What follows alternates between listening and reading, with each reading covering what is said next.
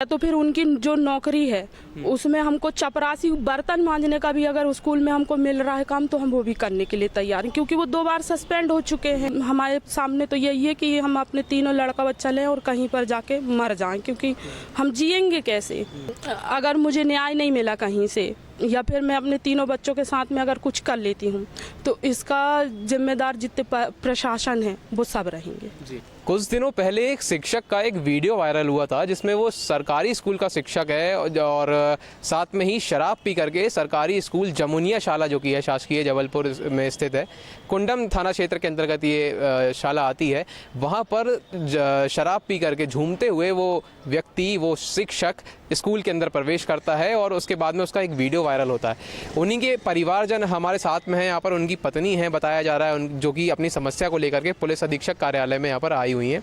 आपका नाम क्या है? सुधा नेताम। अच्छा, क्या समस्या लेकर के आप यहाँ पर एसपी ऑफिस में आए हो? मेरी समस्या यही है कि मतलब वो शराब पीते हैं, लड़ाई झगड़ा करते हैं, तो उस बारे में मेरा कोर्ट में केस चल रहा है। तो कोर्ट से जो भी वारंट जाता है तो उसका कोई रिप्लाई नहीं आता है, ना बगराजी थाने से ना ही उनके तरफ से। तो इसी चीज को मैं शिकायत लेके सर के पास आई थी। मतलब बगराजी थाना कुंडम थाना अंतर्गत आता है जी। तो यहाँ पर एसपी साहब से आप मुलाकात की आपने, तो उन्होंने क्या जवाब दिया? उन्होंने ये कहा है कि जब वारंट जारी होगा तो वो वारंट आप हमारे पास लेके आइए तो हम फिर कार्रवाई करेंगे। उसके बाद कार्रवाई कर, मतलब ऐसा उन्होंने बोला है स्पष्ट रूप? हाँ जी। मतलब हम ये समझें कि जो कुंडम थाना क्षेत्र के अंतर्गत थाना आता है वहाँ पर पुलिस जो है वारंट जारी होने के बाद भी उस व्यक्ति को उसको पकड़ती नहीं पकड़ती है, ना लेके आती है। अच्छा, वो व्यक्ति का क्या स्थानीय पता है, अभी कहाँ रहते हैं, कुछ पता है उनका? हाँ, वो अपना बगराजी सुनावल में रहते हैं जी। वो अपने ही घर पे रहते हैं वो। अच्छा, मतलब रहते हैं, ऐसा फरार नहीं चल रहा? नहीं, वो वहीं रहते हैं। हम जब भी फोन लगाते हैं या कहीं से पता करते हैं तो हमको पता चलता है कि वो वहीं पर है जी।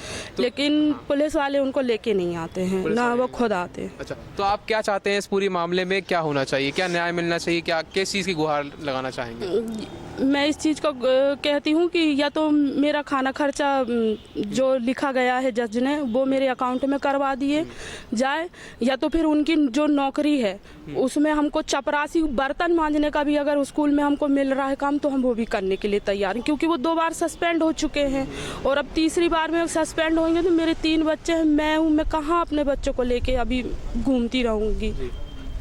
तो मेरी ये गुहार है सरकार से कि मुझे न्याय चाहिए। अच्छा, इसके पहले भी आप कहीं गए हैं क्या शिकायत करने? हाँ, मैं शिक्षा मंत्रालय गई हूँ, अपना जो कलेक्ट्रेट भी गई हूँ और जो उनका संकुल लगता है पहले जो जहाँ पढ़ाते थे वो संकुल में भी जा लेके आवेदन गई हूँ।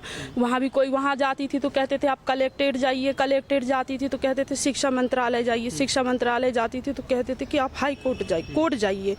और मैं कोर्ट में मैं 6-7 साल से परेशान हूँ, मेरी वहाँ भी कोई सुनवाई नहीं हो रही। वो 10,000 रुपये जो ऑर्डर हुए हैं उसको मैं चाह रही हूँ कि मेरे अकाउंट में करवा दीजिए, तो वो आते ही नहीं है ना, वहाँ भी कोई मेरी सुनवाई हो रही है। कोर्ट से आदेश मिल गया, कुटुंब न्यायालय से आदेश मिल गया है कि आपके जो पैसे, जो खाना खर्चा के पैसे हैं वो आपके हिस्से में आने चाहिए, लेकिन आपके पति अभी दे नहीं रहे हैं और पुलिस जो है इस चीज को लेकर कार्रवाई नहीं कर रही है। कुंडम पुलिस? हाँ, कुंडम पुलिस।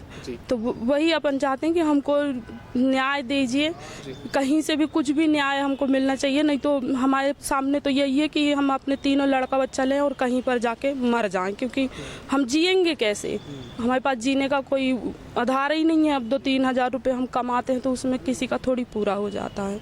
मेरे बच्चे 3 हैं, पढ़ लिख नहीं पा रहे हैं, ना मैं अपने बच्चे की दवाई गोली ना कुछ नहीं। अगर मुझे न्याय नहीं मिला कहीं से या फिर मैं अपने तीनों बच्चों के साथ में अगर कुछ कर लेती हूँ तो इसका जिम्मेदार जितने प्रशासन है वो सब रहेंगे जी। तो यहाँ पर अच्छा, आपके जो बच्चे हैं, क्या आपको सरकारी योजनाओं का कुछ लाभ मिल पा रहा है? कुछ भी नहीं मिल पाता है, ना हमको लाडली योजना का लाभ मिल रहा है, ना हमको राशन मिलता है, ना ही हमको ये जो अपना किस्त वगैरह है, हमको किसी चीज़ का लाभ नहीं मिलता है। हमारे पास कोई आधार ही नहीं है जीने खाने का जी। तो देखिए कैसे जमुनिया शाला जो कि शासकीय विद्यालय है जबलपुर का एक, वहाँ पर जो शिक्षक है वो किस तरीके से अपने परिवार को परेशान करने पर उतारू है। जैसा कि हमें बताया जा रहा है कि लगभग 6 सालों से कोर्ट में जो है केस चल रहा है इस विषय को लेकर के कि कम से कम खाना पूर्ति देने के लिए जो है उनको उनके हिस्से का, मतलब जो पीड़ित पत्नी है उनको उनका हिस्सा जो है दे दिया जाए। लेकिन फिलहाल जो शिक्षक है जो शराब पी करके बताया जाता है कि आते हैं, और कुछ उनके वीडियो भी ऐसे वायरल हुए हैं जो आपको भी स्क्रीन पर चल रहे होंगे, वो जो है ना तो कोर्ट के वारंट के बाद में हाजिर होते हैं कोर्ट में पेशी में, और ना ही जो है जो जैसा कि बताया गया थाना कुंडम के अंतर्गत ये पूरा जो क्षेत्र आता है, थाना क्षेत्र आता है, ना ही वहाँ पर जो पुलिस है वो किसी प्रकार की कार्यवाही करती है। इस विषय को लेकर के जब ये पीड़ित पत्नी जबलपुर पुलिस अधीक्षक के कार्यालय में आई हैं तो बताया जा रहा है कि यहाँ पर पुलिस अधीक्षक महोदय के द्वारा ये आश्वासन जरूर दिया गया है पावती के साथ में कि अब जैसे ही कोर्ट के द्वारा वारंट जारी होता है और आपके थाना क्षेत्र के अंतर्गत अगर कार्यवाही नहीं होती है तब आप मेरे पास तत्काल आइए, मैं इसके बाद में जो है इन पर एक्शन लूँगा। क्या ये सही बात है? ऐसा ही बोला? हाँ, ऐसा ही बोला है जी। कैमरामैन राजेश के साथ अनिमेश मिश्रा की report, the look news, Jabalpur.